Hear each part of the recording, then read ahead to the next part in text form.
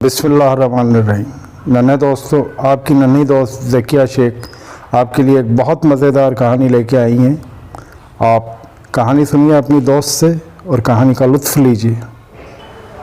अस्सलाम वालेकुम दोस्तों, मैं आपकी दोस्त एंड होस्ट ज़किया शेख आपके अपने यूट्यूब चैनल ज़मीर की आवाज़ पर आपका इस्तकबाल करती हूँ। और बड़े दिनों के बाद मिले, कैसे हैं आप सभी? और मुझे फ्लू हो गया था तो इसलिए मैं आपसे मिल नहीं पाई और एग्ज़ाम भी आ गए थे इस बीच, तो इसलिए आज मैं आपके लिए एक बहुत ही मज़ेदार कहानी लेकर आई हूँ। तो इस कहानी का नाम है वफ़ादार सुल्तान। जी हाँ, वफ़ादार सुल्तान। ये एक कुत्ता था जो बहुत ही वफ़ादार था। तो चलिए अब हम इसकी कहानी सुनते हैं।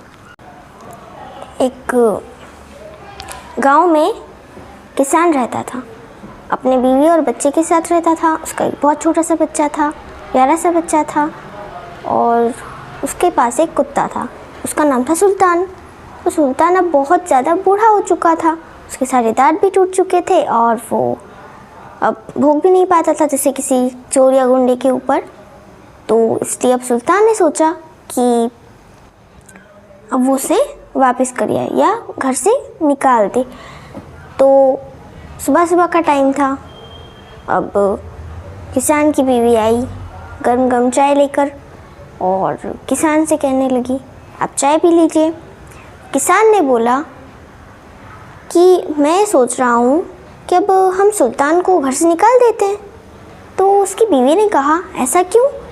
तो उसने बोला कि अभी कितना बूढ़ा हो चुका है और अब इसके सारे दांत भी टूट चुके हैं और अब मेरे पास इसको खिलाने के लिए एक रोटी भी नहीं है, इसीलिए हम इसे बाहर निकाल देते हैं और इसकी जगह कोई मोटा और तगड़ा कुत्ता ले आते हैं।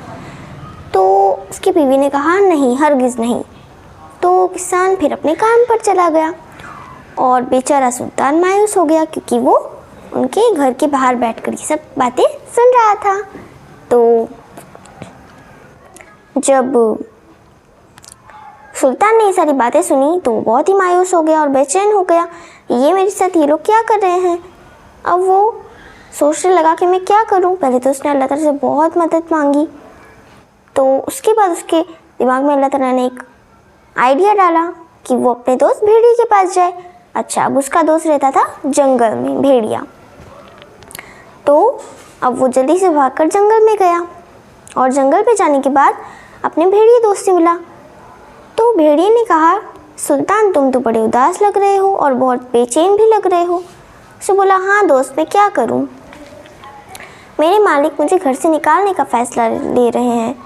तो भेड़िए ने कहा, ऐसा कैसे हो सकता है? उसने बोला, अब मैं कितना बूढ़ा हो गया हूँ और मेरे सारे दांत भी टूट चुके हैं, तो इसलिए अब मैं बूढ़ा हो गया हूँ, इसलिए मेरे मालिक मुझे निकालने का बोल रहे हैं। तो भेड़िए ने बोला, अच्छा ये बात है।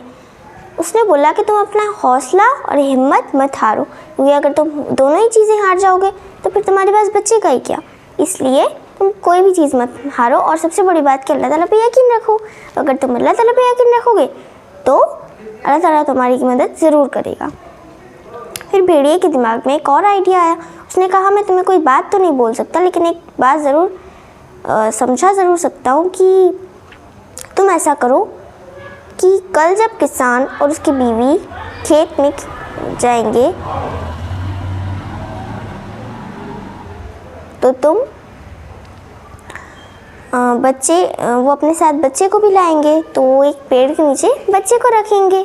तो तुम वहाँ पर आ जाना और उसके पास लेट जाना और उसके बाद मैं आऊँगा और बच्चे की टोकरी लेकर सीधे भागूंगा। तुम मेरे पीछे आना, भौंकना, तो मैं तुमसे डरकर भाग जाऊंगा।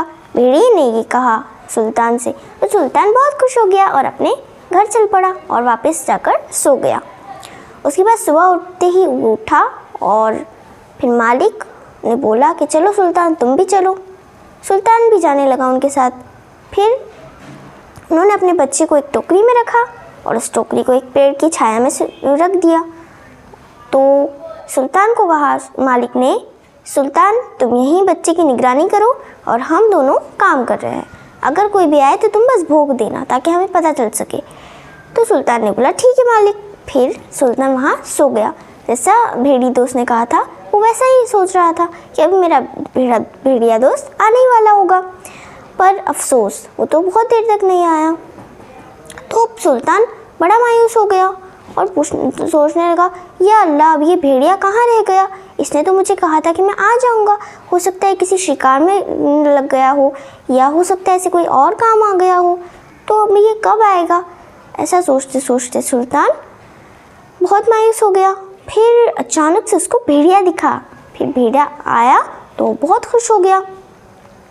फिर भेड़िए ने क्या किया, एक बच्चे को ना उठाकर बच्चे की पूरी टोकरी उठा ली और उसके बाद वो भागना शुरू कर दिया। तो सुल्तान को बड़ा गुस्सा आया, इसने तो मुझे कोई और सा प्लान बताया था और ये प्लान तो इसने बदल दिया। अब वो बोलने लगा, इसने मुझे धोखा दिया। अब इसको बहुत ज़ोर से गुस्सा आ गया और वो भौंकने लगा और अपने जवानी वाले दोस्त में जल्दी से भागने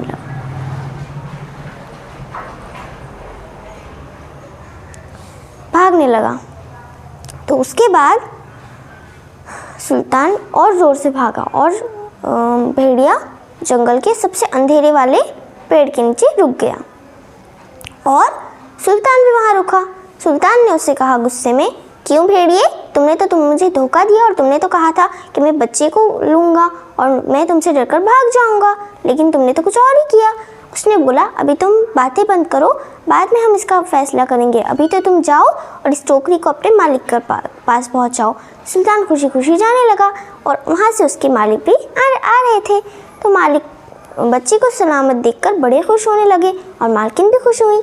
तो मालिक की आंखों में आंसू आ गए और मालिक ने सुल्तान को अपने गले से लगा लिया और सुल्तान से कहा, मेरे दोस्त सुल्तान, मुझे माफ़ कर दो, मैंने तो तुम पर गलत शक किया था कि अब तुम इतने बूढ़े हो चुके हो तो अब तुमसे क्या काम होगा। लेकिन अब पता चला कि तुम्हारे अंदर तो वैसा ही जोश है जैसा पहले था। तो तुम अब मेरे घर में आराम से रह सकते हो और जितना चाहो उतना जो करना हो तुम्हें वो कर सकते हो। तो सुल्तान बड़ा खुश हो गया। फिर मालिक ने मालकिन से कहा कि जाओ और सुल्तान के लिए दूध में रोटी भिगो कर लाओ ताकि इन्हें चबाने की ज़रूरत ना पड़े। और सुल्तान अपने घर में खुशी खुशी रहने लगा। तो अब हमारी कहानी ख़त्म हुई। तो बच्चों, आपको कैसी लगी ये कहानी? अगर अच्छी लगी तो प्लीज़ हमें कमेंट करके बताइएगा, और अगर आपको बुरी लगी तो आपको बताएं आपको क्या करना है। और इसको लाइक भी कर सकते हैं, डिसलाइक भी कर सकते हैं। और अपना ख्याल रखिएगा और अपने दोस्तों का ख्याल रखिएगा। अल्लाह हाफिज़।